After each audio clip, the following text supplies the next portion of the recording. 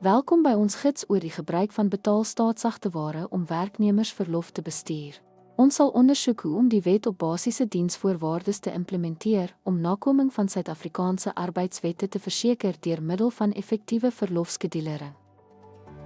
In hierdie eenheid sal ons fokus op gebruikssagebesienis Cloud Payroll om outomatiseer verlofbestuur. Hierdie hulpmiddel help nakoming van die wet wat minimum verlofregte vir werknemers reguleer, verseker, verlofbestuur naadloos en doeltreffend maak. Om te begin, navigeer na die verlofafdeling in jou betaalstelsel en aktiveer die verlofmodule.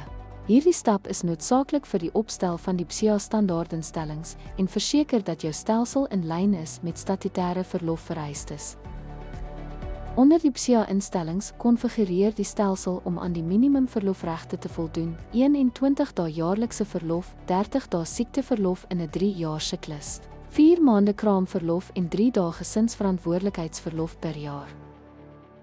Deur die verlofmodule te aktiveer en die verstikwaardes van die wet op basiese arbeidswetgewing, BSIA, te stel, verseker u voldoening aan Suid-Afrikaanse arbeidswette. Hierdie outomatiese stelsel vereenvoudig verlofbestuur en hou u op hoogte van statutêre regulasies. Dankie dat jy by ons aangesluit het in hierdie instruksionele video.